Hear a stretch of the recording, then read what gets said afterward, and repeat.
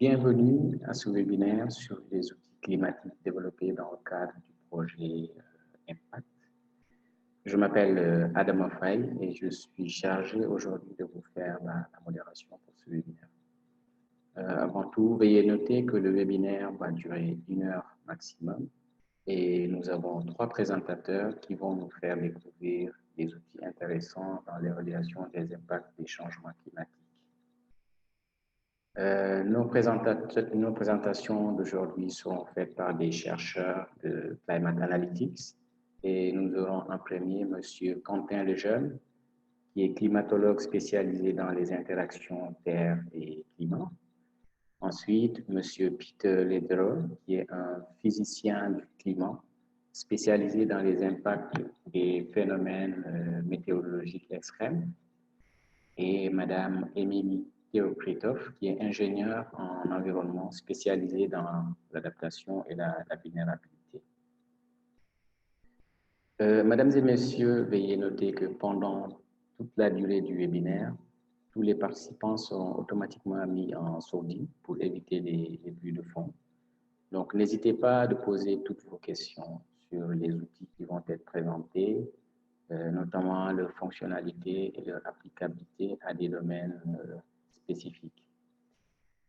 Il faut aussi noter que pour poser vos questions, vous pouvez l'écrire dans la section Q&A au bas de la fenêtre du webinaire, donc sur votre écran, et vous pouvez le faire à n'importe quel moment du webinaire. Donc, une fois que tous les outils auront été présentés, nous ferons de notre mieux pour répondre à quelques questions pour des raisons de temps. Mais le reste des questions sera répondu après le webinaire, donc à travers un adresse email qui va vous être envoyé. Notez que le webinaire est enregistré et l'enregistrement vous sera partagé aussi à travers un lien Internet à la fin du webinaire. Donc, une fois que le webinaire est terminé, nous vous serons très reconnaissants de nous faire part de vos commentaires et en remplissant le questionnaire qui va s'afficher sur votre écran. Donc voilà, avant de commencer, je vais juste vous faire une petite présentation sur le projet Impact. Donc les outils qui vont être présentés aujourd'hui ont été principalement développés dans le cadre du projet Impact, qui est un projet transversal et multifacette qui vise à renforcer les capacités des petits États insulaires en développement, qu'on appelle les PIED, et des pays les moins avancés, les PMA. Donc, ça permet d'élaborer conjointement des résultats scientifiques tels que des outils climatiques examinés dans le cadre de ce webinaire. Le projet aide également les acteurs concernés à utiliser les résultats dans l'élaboration et la mise en œuvre de stratégies d'adaptation au changement climatique et d'atténuation de ses effets. Le projet Impact a démarré en 2016 et est actuellement en perspective d'extension. Donc, c'est un projet qui est financé par le ministère allemand de l'Environnement, de la protection et de la nature et de la sûreté nucléaire. Donc, le webinaire d'aujourd'hui est conçu pour vous donner une expérience pratique sur les façons d'utiliser les outils climatiques, leurs fonctionnalités et les données de base qui sont derrière ces outils-là. Avant de commencer, je vais vous donner juste un bref aperçu de la structure du webinaire. Donc, il faut savoir qu'on aura la première partie de ce webinaire qui va commencer par une présentation de l'outil RegioCrop par M. Quentin Lejeune. Ensuite, nous aurons l'outil RegioClim. Donc, avant tout, il faut noter que RegioCrop est un outil orienté sur les pays africains, notamment de l'Ouest, et qui permet aux utilisateurs d'accéder à des projections de rendement des cultures pour tous les pays africains et pour plusieurs spéculations. Ensuite, nous aurons la présentation de l'outil RegioClim par M. Peter. RegioClim qui est un outil fournissant des projections climatiques pour tous les pays africains. Ensuite, toujours avec M. Peter, nous aurons la présentation sur l'outil élévation locale du niveau de la mer. Et comme son nom l'indique, cet outil permet aux utilisateurs de voir différentes projections de l'élévation du niveau de la mer à différents niveaux de réchauffement dans le monde. Et Madame Émilie nous fera la présentation de l'outil, le coût de l'inaction climatique, qui fournit les moyens de mesure des dommages économiques supplémentaires pour les PIED et les paiements sous 3 degrés Celsius de réchauffement par rapport à 1 degré Celsius qui est la référence selon l'accord de Paris. Enfin, nous aurons la carte d'adaptation qui est un outil qui donne un aperçu sur les mesures d'adaptation prises au niveau national dans les Caraïbes et en Afrique de l'Ouest. Donc, sans plus tarder, nous allons commencer maintenant par une présentation de l'outil RegioCrop par M. Quentin Lejeune.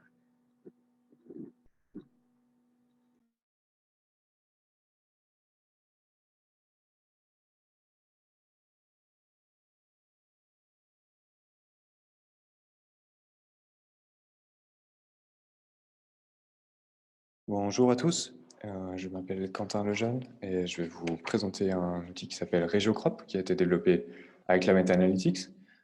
Je vais d'abord vous montrer comment accéder à cet outil. Donc en fait, il s'agit, lorsque vous arrivez sur la page d'accueil du site Climate Analytics, vous pouvez cliquer sur l'onglet ici, Tools, vous accédez à cette page ici, et en descendant, vous pouvez apercevoir en fait ici les différents outils. Vous avez RegioCrop ici, auquel vous pouvez accéder en cliquant. Voilà, donc RegioCrop, vous allez arriver à cette page. Ici, qui est la page d'accueil, vous pouvez directement aller à la version française en cliquant ici.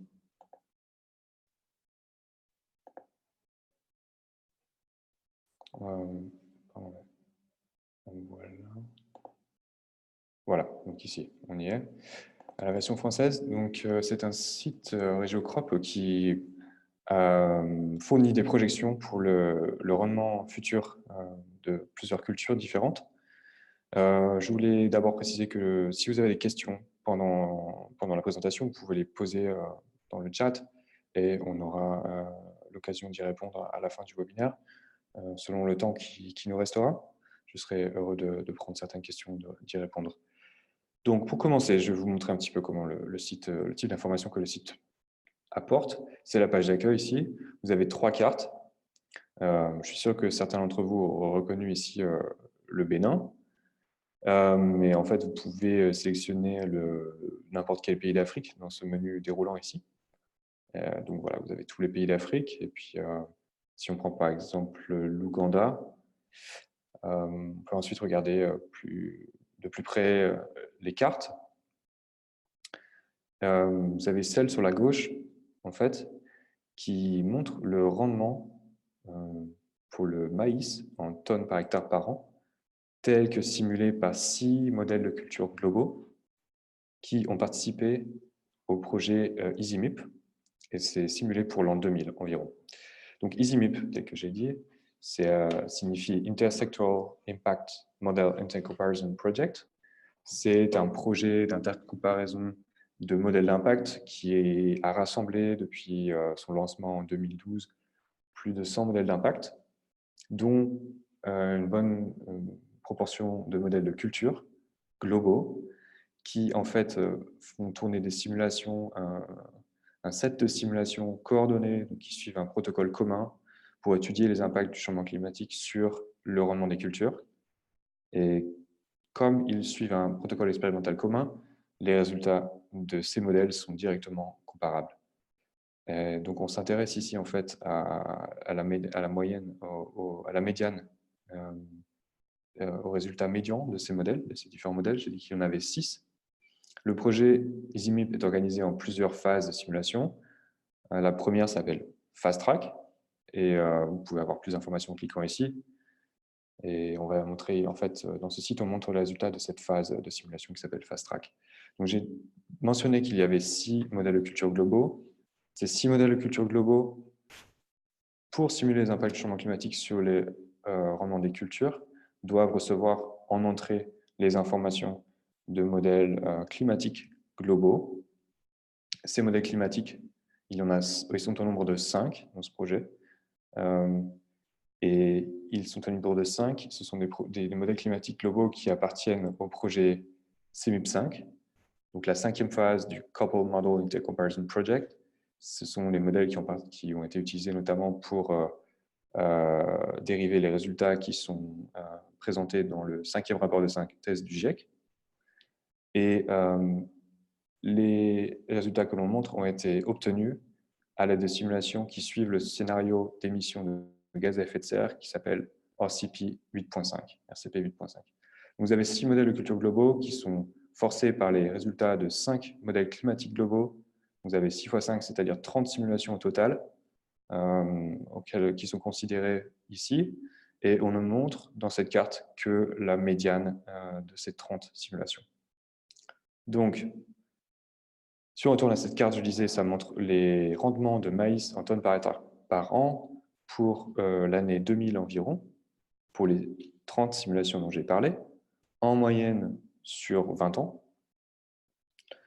centré sur l'an 2000. C'est pour le maïs, comme je disais, mais vous pouvez aussi sélectionner d'autres cultures, telles que le riz, le blé, le soja. Si vous passez au soja, par exemple, vous voyez ici, il y a moins de pixels colorés. En fait, ici, on ne montre que le rendement que pour la culture sélectionnée seulement pour les régions où cette culture était présente en l'an 2000 environ, selon les informations auxquelles on a eu accès. Donc maintenant, si on s'intéresse à la carte du milieu, je vais repasser sur le maïs pour montrer les résultats de manière plus claire. Les couleurs, en fait, indiquent le changement du rendement relatif pour un niveau de réchauffement sélectionné, ici, plus 1,5 degré comparé au-dessus du niveau pré-industriel. Et les changements, eux, font référence à... Donc, ce sont les changements, la variation du rendement par rapport à l'an 2000, donc par rapport à cette carte ici. OK, pour un réchauffement de plus 1,5 degré. Vous avez jaune qui signifie peu de changements, entre moins 5 et plus 5%, orange et rouge qui signifie une diminution, entre moins 5 et moins 15%, et en dessous de moins 15% en rouge. Et en vert, vous avez, ça indique une augmentation. Je voulais aussi dire que le gris, tous les pixels qui sont en gris, indiquent en fait les endroits où les modèles, donc les 30 simulations qu'on a, ne sont pas d'accord sur le signe du changement en fonction du réchauffement climatique. Donc en fait, ce qu'on voit en moyenne, c'est que sur l'Ouganda, les modèles simulent sur une part substantielle de l'Ouganda une diminution du rendement du maïs pour un réchauffement de plus 1,5 degré comparé à l'an 2000, bien qu'il y ait encore des régions où les modèles ne sont pas d'accord sur ce résultat. Vous pouvez aussi sélectionner d'autres niveaux de réchauffement, tels que plus 1 degré. Vous voyez ici les résultats. Et si vous comparez à plus 3 degrés, vous voyez que pour un niveau de réchauffement plus important, vous avez en fait une diminution du rendement qui s'amplifie. On peut aussi regarder à ce qui se passe pour, par exemple, le soja, donc ce que j'ai montré tout à l'heure. Et ici, les résultats sont assez différents, puisque vous voyez en fait sur les régions où le soja a été cultivé en l'an 2000, beaucoup d'endroits où les modèles ne sont pas d'accord sur l'évolution du rendement, mais néanmoins une petite région sur laquelle les modèles montrent et sont d'accord sur le fait qu'il y aura une augmentation du rendement. Donc vraiment un effet, les modèles ici projettent un effet du changement climatique sur le soja qui est clairement différent de celui qui est simulé pour le maïs. Ensuite, pour s'intéresser à la dernière carte, je reviens vers le maïs et on peut regarder ce qui arrive. En fait, cette carte, ce qu'elle montre, c'est ce qui se passe avec le rendement du maïs si l'irrigation est appliquée partout où ce n'était pas encore le cas en l'an 2000. Et ça, il est important ici de noter que ça se base sur l'hypothèse qu'il y ait assez d'eau disponible, qui est une hypothèse évidemment à garder en tête si on veut interpréter ce résultat, parce que ce n'est pas forcément le cas partout et dans toutes les situations. L'hypothèse ici, donc, pour le rendement simulé en l'an 2000, la variation projetée du rendement, c'est qu'on considère en fait qu'il y a certaines régions qui sont irriguées, d'autres qui ne le sont pas, et ça c'est basé sur des données de l'équipement pour l'irrigation existant en l'an 2000 auquel on a eu accès. Ces hypothèses ne sont pas modifiées ici, c'est-à-dire qu'on considère qu'il y a autant de régions dans lesquelles il y a l'irrigation que ici. Par contre, ici, pour obtenir cette dernière carte, on fait l'hypothèse qu'il y a une mise en œuvre de l'irrigation partout où ce n'était pas encore le cas dans ces deux cartes-ci. Voilà, donc maintenant un petit mot sur la méthode. Les modèles de culture utilisés sont forcés par les modèles climatiques de CIMIP5. Les niveaux de réchauffement sont sélectionnés avec les sorties de ces différents modèles CIMIP5 en utilisant des moyennes sur 20 ans. Vous pouvez télécharger les images ici en cliquant sur ces boutons. Et si vous descendez, vous avez accès à un tableau qui résume en fait les résultats des modèles qui sont montrés dans ces cartes-là. Donc pour le pays, vous avez la superficie cultivée vers l'an 2000 pour chacune des 4 cultures majeures que j'ai présentées là-haut, maïs, riz, blé, soja. Ce qui arrive au rendement par rapport à l'an 2000, donc pour les différents niveaux de réchauffement, plus 1, plus 1,5, etc., jusqu'à plus 3 degrés. Vous avez ici la médiane de l'ensemble multimodèle, donc des 30 simulations dont j'ai parlé, et entre crochets, l'écart entre le premier et le troisième quartile. Vous pouvez télécharger le tableau en cliquant ici. Et si vous descendez encore plus bas, vous avez en fait les résultats de seulement 2 modèles de culture qui, par contre, ont cette spécificité de simuler les impacts du changement climatique sur d'autres cultures que le maïs, le riz, le soja et le blé. Ces cultures sont le tournesol, la canne à sucre, les pois, le millet, l'arachide, les haricots, le coton, le sorgho, le manioc, donc notamment certaines cultures qui sont spécifiques à l'Afrique et qui pourraient intéresser certains d'entre vous en particulier. Par contre, comme je l'ai dit, il y a seulement 2 modèles de culture qui peuvent simuler les impacts du changement climatique sur ces cultures-ci. Donc, on a en tout seulement 10 simulations, donc les résultats de ces modèles sont moins robustes. Mais le tableau fonctionne de la même manière. Vous avez aussi la possibilité de le télécharger ici. Enfin, quelques mots à propos des autres fonctions du site. Vous pouvez accéder à une documentation en cliquant ici. Ici, vous avez quelques informations sur le site. Et la version anglaise est accessible en cliquant ici. Voilà, je vous remercie. Je reviendrai vers vous plus tard si vous avez des questions.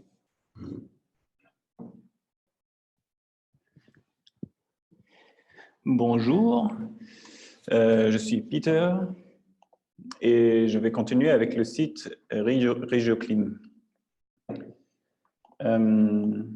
C'est un...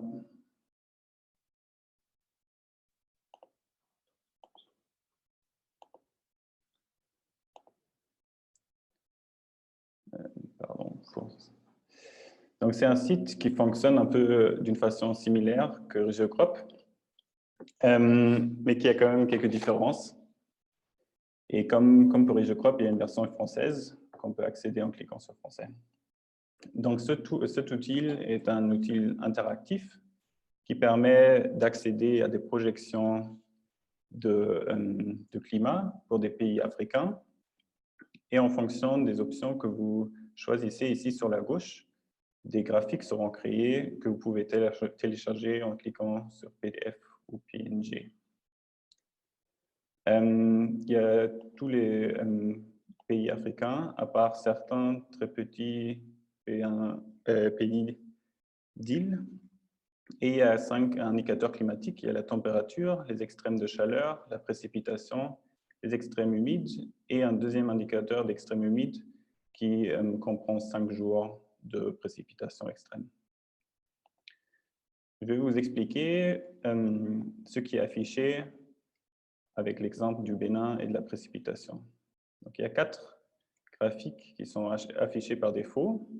Et la première d'entre elles, c'est le climat de référence.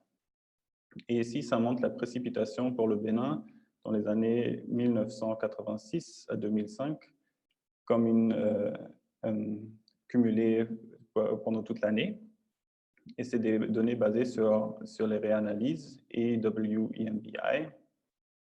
Et c'est pour donner une idée du climat qu'on connaît ou qu'il y a eu il y a 10 ans. Maintenant, la deuxième carte, c'est peut-être la carte la plus intéressante. C'est les changements projetés pour une période. Ici, c'est la période 2030 jusqu'à 2050. Et vous voyez les changements en précipitation comparés à la période de référence. Et comme dans l'exemple de RioCrop que Quentin vient d'expliquer, vous voyez des pixels en gris. Et ces pixels sont les pixels où les modèles de l'ensemble ne sont pas d'accord sur le signe du changement projeté pour la précipitation. Et les pixels colorés montrent d'une fois ici dans la région où c'est bleu, au centre du Bénin, une augmentation de précipitation. Et en bas, au sud, il y a une baisse de précipitation. Ici, dans les options que vous avez, il n'y a pas l'option de choisir l'ensemble, ni de choisir le scénario d'émission.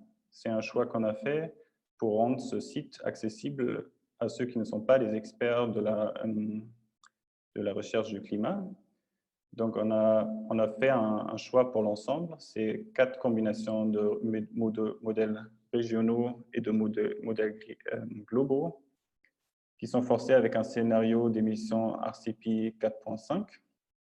Donc, c'est un scénario qui ne va pas atteindre les objectifs de l'accord de Paris, mais qui n'est pas non plus un scénario d'émission extrême. Et pour avoir une idée du changement de quelques indicateurs basiques, c'est un scénario qu'on peut utiliser pour avoir une idée générale de ce qu'on doit s'attendre du changement climatique. Donc, après ces 2 cartes, si vous continuez en bas, il y a 2 graphiques qui montrent des moyennes régionales. Et l'une de ces graphiques, c'est une trajectoire. Et vous voyez sur l'axe des abscisses les années, et sur l'axe de l'ordre d'année, la précipitation. Et par la ligne continue, vous pouvez voir la moyenne de l'ensemble.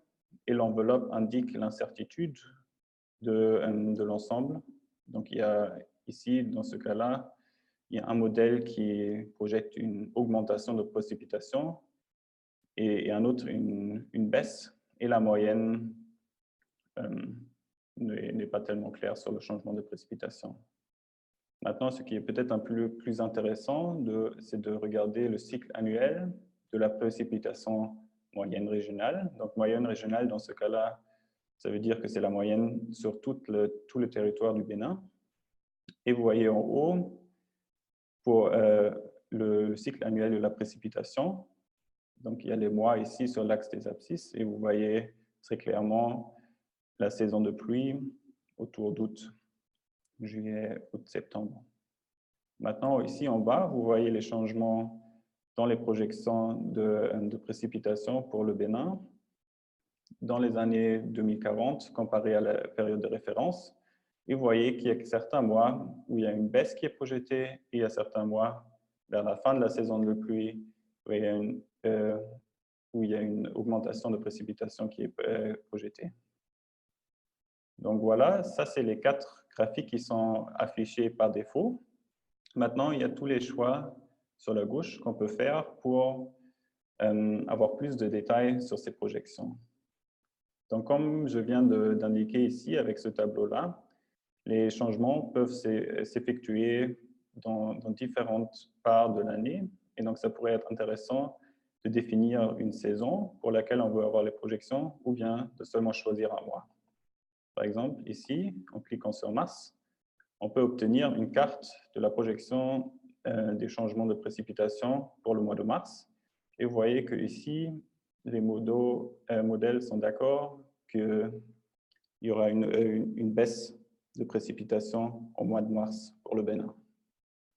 Maintenant, pour revenir encore plus en détail, vous voyez ici peut-être que le signal il est plus fort pour le centre du Bénin. Donc, on peut aussi choisir une région, par exemple la région des collines, pour voir la moyenne projetée pour la région des collines. Donc ici, la trajectoire montre la précipitation en mars dans la région des collines. Et vous voyez que c'est un peu différent que pour la moyenne de tout le pays. Finalement, vous pouvez choisir une autre période de projection en saisissant une autre période ici. Ou bien, peut-être plus intéressant, vous pouvez voir les projections pour certains niveaux de réchauffement, comme aussi dans RegioCrop. Donc, en cliquant ici, vous obtenez une carte qui vous montre les différences entre les projections de précipitation pour un monde qui est 2 degrés plus chaud que les niveaux pré-industriels et le climat de référence. Vous pouvez aussi comparer un monde de 2 degrés à un monde de 1,5 degré pour voir les résultats d'une augmentation de la température globale de 0,5 degrés.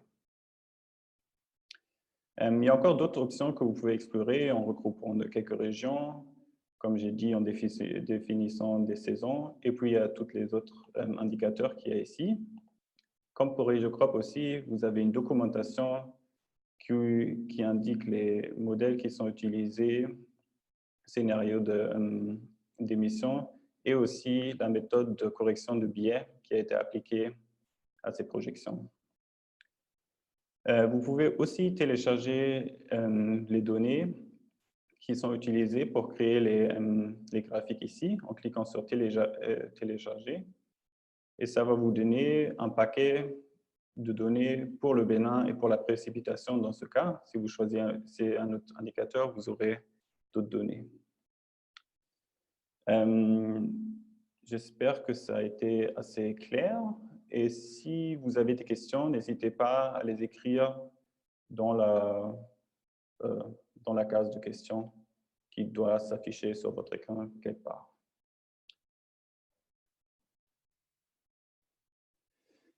Et je pense que je vais encore continuer avec le prochain outil qui est un outil de visualisation, de projection d'os de niveau de mer à l'échelle locale. Donc, pourquoi avoir des projections d'os de niveau de mer à l'échelle locale? Donc, il y a différents facteurs qui influencent l'os ou le niveau de la mer. Il y a des processus océaniques, des courants, la circulation atmosphérique et les vents qui influencent le niveau de mer dans différentes régions. Et puis, il y a des phénomènes non climatiques, à savoir la construction au long de la côte et le prélèvement d'eau souterraine. Donc, les projections de niveau de mer sont très différentes par rapport à la location où on les analyse. Ici, on visualise des données ou des projections qui ont été faites par Robert Kopp et son équipe. Et ils ont utilisé des données de stations marégraphiques et ont basé des projections sur ces observations. Vous voyez ici, en haut à droite, comment on visualise ces projections. Donc ici, c'est un exemple pour Lime Tree Bay, une île dans les Caraïbes. Et vous voyez les projections pour 3 différents scénarios. Il y a en vert un scénario qui est compatible avec l'accord de Paris. En orange et en rouge, il y a 2 scénarios qui ont un niveau de chauffement plus élevé à la fin du siècle, avec 2,5 degrés et 4 degrés pour le scénario RCP 8.5 en rouge. Et pour chaque scénario, vous voyez une ligne continue qui indique la médiane de l'ensemble ou des projections, et l'enveloppe indique l'intervalle de confidence. Notez bien que ça va jusqu'à 2200 et ça ne s'arrête pas seulement de 2100. Les mêmes informations de cette graphique, vous pouvez aussi les voir dans le tableau ci-dessous,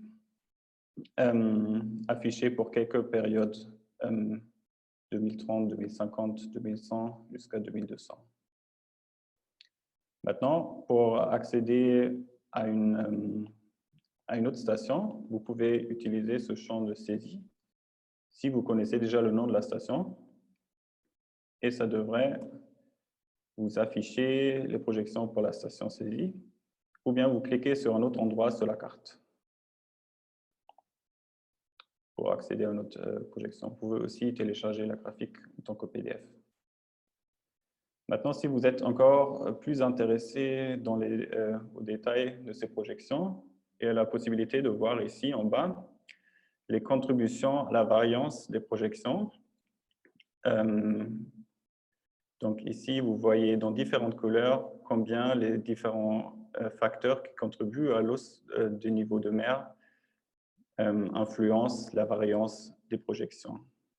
Donc dans ce cas-là, au début des projections, les processus océaniques ont un rôle très important pour la variance des projections, alors qu'à la fin, c'est surtout le statut de l'Antarctique qui est important pour connaître les projections de niveau de mer.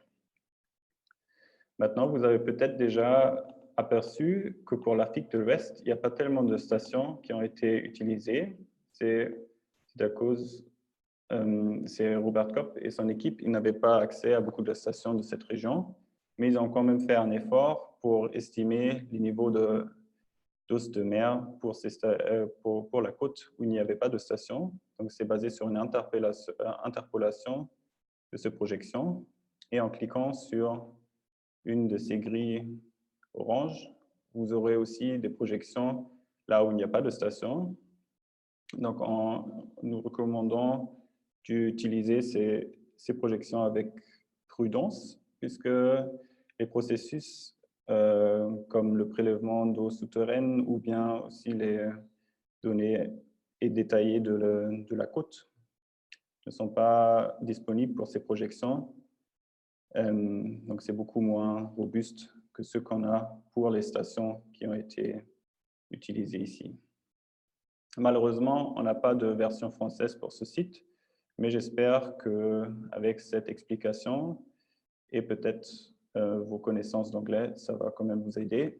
Sinon, il y a la possibilité de demander encore des questions à la fin du webinaire. Merci beaucoup.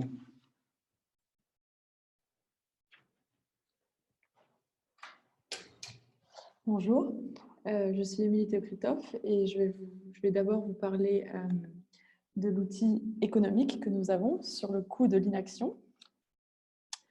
Donc, je viens d'afficher sur la page l'outil où nous montrons les estimations des dommages économiques à différents niveaux de réchauffement.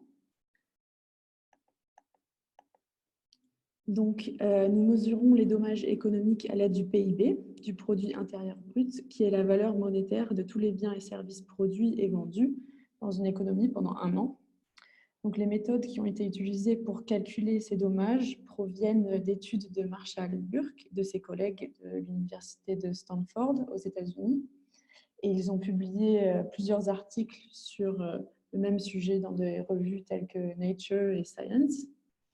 Et la méthodologie analyse les changements de température et les changements de PIB de 166 pays pour les années 1960 à 2010. Donc, les estimations historiques de la relation entre la température et le PIB sont combinées avec des projections du changement climatique futur à partir de modèles climatiques mondiaux et des projections de la façon dont les économies des pays pourraient se développer en l'absence de changement climatique. Les résultats que vous pouvez voir sur la carte ici montrent que le changement climatique, que les changements de température, ils ont fortement influencé la croissance économique des pays riches et des pays pauvres au cours des 50 dernières années. Et le réchauffement futur risque de réduire la production économique mondiale par rapport à un monde sans changement climatique. Donc, vous voyez ici l'outil, il est assez simple et on présente des données pour les pays les moins avancés et les petits États insulaires en développement pour le milieu et la fin du siècle. Donc ici, ça permet de sélectionner la tranche temporaire que vous voulez visualiser. Donc, là, ce sera pour 2050 et ensuite pour 2100. Donc, en survolant la carte, on voit les pays qui sont colorés des couleurs rouge-orange. On voit la différence entre le PIB à 3 degrés de réchauffement par rapport à l'époque pré-industrielle et le PIB à 1,5 degré. Pardon, pas le PIB, oui, à 1,5 degré de réchauffement. Donc, la carte, elle montre qu'il y a des réductions importantes du PIB qui sont attendues si le réchauffement de la planète augmente à 3 degrés au lieu d'être limité à 1,5 degré. Et en regardant la différence entre 2050 et 2100, on voit particulièrement qu'à la fin du siècle, donc en 2100,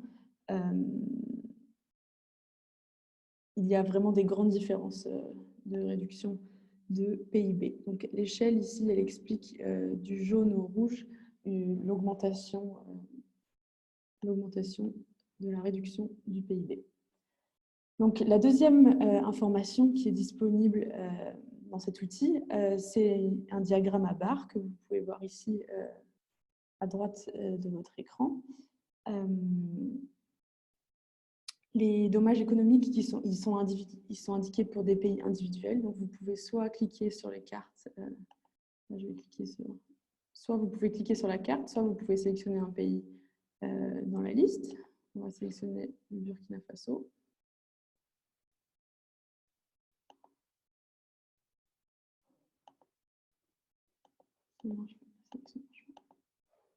Bon, on va utiliser l'exemple du Madagascar. Donc là, c'est pareil, sauf que les dommages économiques, oui, là, c'est pour des pays individuels et que ça montre le PIB à 1,5 degrés en bleu et à 3 degrés en rouge, mais cette fois-ci, c'est comparé à un scénario où il n'y a pas d'augmentation de température supplémentaire. Et donc, pour tous les pays, on voit qu'il y a une augmentation supplémentaire de la température qui est causée par les dommages du PIB, mais une part importante des dommages peut être réduite si le réchauffement est limité à 1,5 degré. Donc, on voit vraiment l'écart là entre 1,5 degré et 3 degrés, et on a ces valeurs pour l'année 2050 et l'année 2100. Et donc, là, c'est pareil. Si vous voulez sauvegarder l'image, vous pouvez cliquer sur le curseur droit de votre souris et enregistrer l'image là. Donc ça, c'est pour l'outil sur les coûts de l'inaction. Maintenant, je vais passer au dernier outil qui va être présenté aujourd'hui. Donc, c'est la carte d'adaptation. Si vous avez des questions, je vous encourage à les taper dans la barre Q et R. Et bon, après la présentation de cette carte, on va commencer à répondre à vos questions. Donc voici le dernier outil, c'est la carte d'adaptation. C'est une bibliothèque de politique, stratégie, programmes et projets de 11 pays d'Afrique de l'Ouest et les États membres de la Communauté des Caraïbes. Les pays qui sont inclus, ils sont marqués en rouge sur la carte, comme vous pouvez voir, et les documents qui ont été recueillis ont été publiés à partir de 2010. Donc, l'objectif de cette carte, c'est de favoriser l'apprentissage interrégional sur les mesures d'adaptation afin de pouvoir observer ce qui se fait sur le front de l'adaptation dans un pays, mais aussi au sein de la région et interrégionalement, donc dans ce cas-là, en Afrique de l'Ouest et dans les Caraïbes. Donc, la carte existe en anglais pour les deux régions et on a traduit en français cette carte pour les documents d'Afrique de l'Ouest. Donc, les documents pour les Caraïbes sont seulement consultables en anglais. Donc maintenant, pour changer la langue de la carte, il faut cliquer comme ça sur la version française qui s'affiche. Et voilà. Et donc dans cette carte, ces documents ils sont classés de deux différentes manières. La première manière, c'est de regarder les documents par pays. Donc on peut les sélectionner soit en cliquant sur la carte, soit en sélectionnant sur la liste. Je vais sélectionner le Burkina Faso. Et là, on voit la liste de tous les documents disponibles qui s'affichent. Pour chaque document, vous avez un hyperlien qui vous permet d'accéder directement au document. Il y a les secteurs qui sont précisés, ceux qui sont adressés au sein du document. Et ensuite, il y a une courte description des objectifs et du contenu du document. La deuxième manière de visualiser les documents, c'est en faisant une recherche par secteur. Donc, par exemple, si vous voulez regarder les documents qu'il y a en Afrique de l'Ouest dans le secteur de l'agriculture, on choisit l'agriculture, puis on sélectionne tous les pays. Et là, on peut voir que c'est un mélange de pays. Donc, on voit le Burkina Faso, le Bénin, la Gambie, la Guinée. Et donc, ça permet d'avoir un aperçu des actions d'adaptation qui sont faites en Afrique de l'Ouest dans le secteur de l'agriculture. Une autre fonction, c'est juste en regardant la carte, quand on survole les pays, il y a donc le nombre de secteurs qui sont adressés dans les documents qui est mentionné. Donc ça permet de regarder brièvement quels secteurs sont adressés. Et ce bouton Home vous permet de retourner à la page initiale de la carte. Donc, il est important de garder à l'esprit que les documents qui sont disponibles dans cette carte, ils ont été recueillis dans le cadre d'une étude spécifique et que ce n'est pas une base de données qui est mise à jour régulièrement. Donc, ça ne constitue pas une source exhaustive de toutes les actions d'adaptation qui sont en cours dans ces pays, mais ça permet de donner un aperçu général de ce qui a été fait depuis 2006. Voilà. Je vais maintenant repasser la parole à M. Adama et on va commencer à répondre aux questions. Merci.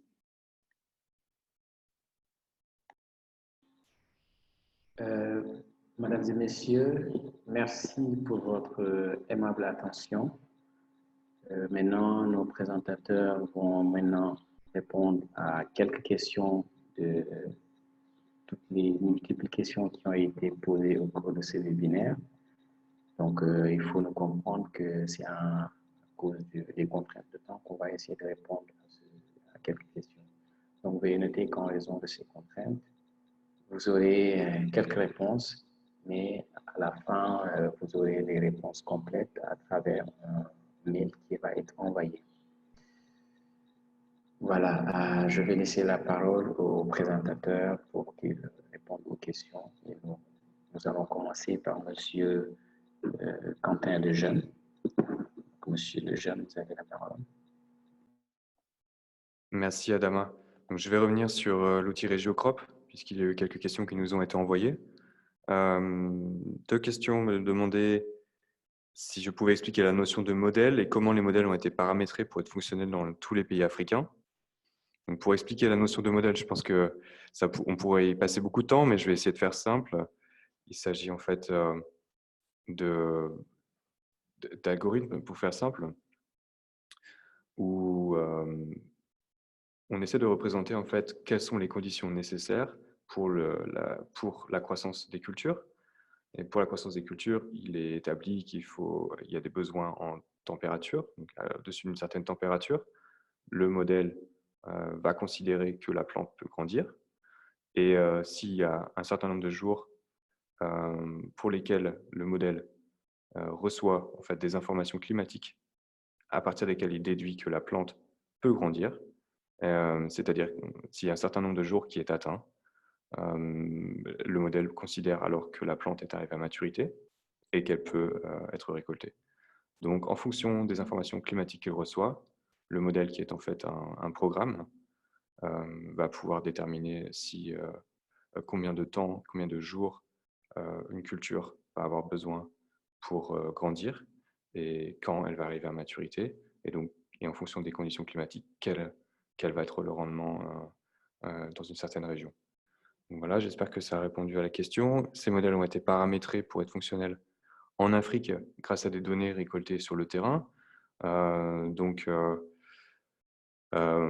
Pour les différentes cultures, et notamment pour les cultures qui sont spécifiques à l'Afrique, qui sont mentionnées en bas ici. Donc il y a vraiment des données de terrain qui ont été récoltées.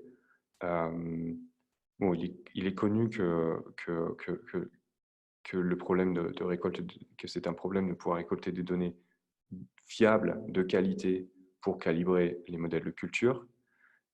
Et donc, bien sûr, si jamais certains d'entre vous considèrent qu'ils ont des données de qualité fiables qui peuvent aider au développement des modèles pour pouvoir les calibrer, et que potentiellement ces données n'ont pas été utilisées pour calibrer les modèles utilisés ici, je vous invite évidemment à rentrer en contact avec nous pour voir si on pourra les utiliser éventuellement pour améliorer les projections montrées par Regiocrop. Ensuite, j'ai eu 2 autres questions qui demandaient en fait la même chose. Qu'est-ce qui explique le désaccord des modèles pour la projection des rendements? Il y a plusieurs possibilités. Donc, comme je l'ai dit, les modèles, ce sont des modèles de culture qui sont forcés par les sorties de modèles climatiques. C'est-à-dire qu'il y a des modèles climatiques globaux qui simulent en fait comment le climat évolue pour un certain niveau d'émissions de gaz à effet de serre. Et ensuite, ces données climatiques sont utilisées pour forcer les modèles de culture qui vont ensuite simuler quels vont être le rendement des cultures en fonction de ces conditions climatiques données qui correspondent à un certain niveau d'émissions de gaz à effet de serre, ou un certain niveau de concentration de CO2 dans l'atmosphère. Donc, l'incertitude sur les changements climatiques pour un certain niveau de réchauffement entre les différents modèles climatiques globaux qui sont utilisés est une source de désaccord entre les modèles. À cela s'ajoutent les différences entre les modèles de culture eux-mêmes, c'est-à-dire, on en a considéré 6 ici, il peut y avoir des modèles qui vont paramétrer différemment comment une culture donnée, c'est-à-dire le maïs par exemple, va réagir pour un climat donné, pour un changement de précipitation donné, pour un changement de radiation donné, pour un changement de température donné. Et à cela s'ajoute bien sûr l'effet de la variabilité interannuelle, donc qui en fait fait suite à la nature chaotique du système climatique. Mais on a essayé de prendre en compte cet effet de la variabilité interannuelle en fait, en moyennant les résultats à chaque fois sur 20 ans. Donc normalement, cet effet-là doit être assez mineur. Et les effets majeurs sont ceux que j'ai mentionnés avant, c'est-à-dire les incertitudes dues à la réponse climatique pour un certain niveau de réchauffement, qui sont dérivées directement des modèles climatiques, et enfin les incertitudes par rapport à la réponse des modèles de culture pour un climat donné. Voilà, donc je vous remercie et je vais passer maintenant la parole à Peter qui va répondre aux questions sur Regioclim et SLR Tool.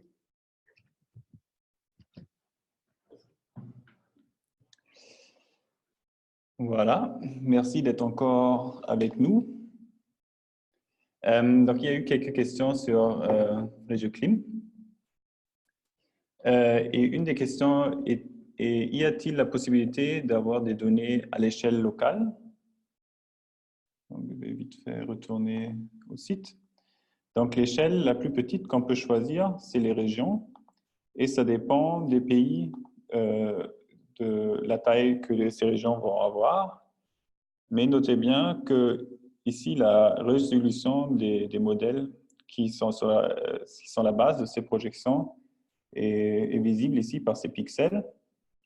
Donc, même si vous pourriez choisir une ville ou bien un village dans ce pixel, l'information sera la même pour toute cette région qui est dans le pixel. Donc, on ne peut pas aller plus loin avec ces projections. Et même ces petites régions qui sont touchées que par 1 ou 2 pixels, on dirait que ça serait peut-être mieux de choisir une région plus grande, puisque les détails à ce niveau-là ne seront pas très robustes.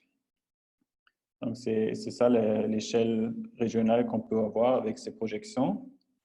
Puis, il y a une question de l'origine des données d'entrée. Donc, vous pouvez cliquer sur la documentation pour voir les modèles qui ont été utilisés. Donc, vous avez ici une liste qui montre le choix de l'ensemble. Donc, il y a 4 modèles de climat globaux qui modèlent les changements, qui simulent le changement climatique pour tout le globe.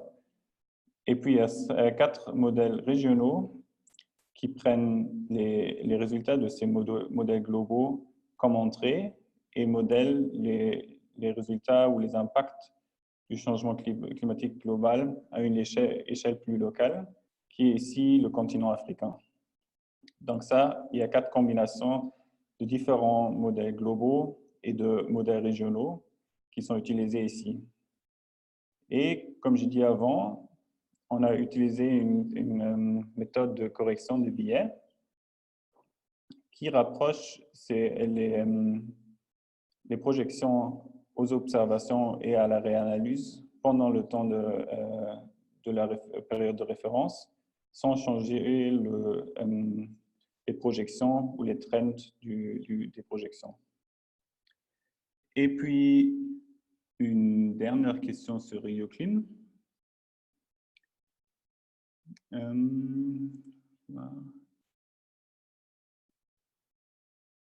Avec l'outil RegioClim, la période de changement projetée varie de 2031 à 2050. Comment procéder à une période de changement projetée, par exemple 2025? Donc ça, c'est possible en choisissant ici sur la gauche. Ici, maintenant, il y a les niveaux de réchauffement qui sont utilisés pour montrer le changement et les projections, mais vous pouvez aussi choisir une période fixe de projection. Donc, par exemple, on peut faire 2015 à 2035. Et en cliquant sur « Choisir la période », vous voyez directement une autre projection. Donc, comme Quentin vient d'expliquer pour RegioCrop aussi, c'est important d'avoir au moins 20 ans. On dirait peut-être c'est encore mieux d'avoir 30 ans pour ne pas voir dans les projections les effets de la variabilité interne du climat. Maintenant, passons aux questions pour les projections d'hausse du niveau de mer. Là, il y a seulement une question. Est-ce que vous avez validé ces modèles? Donc là, je vais vous diriger vers la publication de Robert Kopp et al. Nous, on n'a fait rien d'autre que de prendre ces projections qu'ils nous ont données et de visualiser les projections et de les rendre accessibles avec la carte ici pour choisir les stations ou bien les grilles. Pour voir la validation de ces modèles, il faudra voir dans la publication qui est accessible ici par ce lien. Avec ceci, je passe à Émilie. Rebonjour. Alors, il reste un temps limité, donc je vais répondre à une question sur l'outil du coût de l'inaction, donc l'outil économique qu'on a présenté.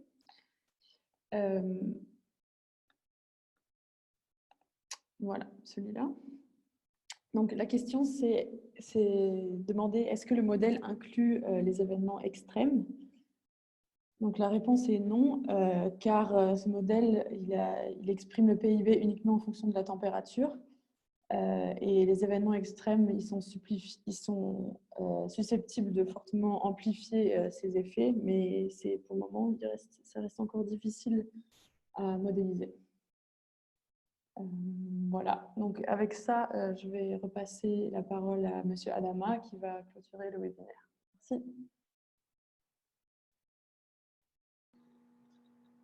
OK, mesdames et messieurs, nous sommes arrivés à la fin de notre webinaire.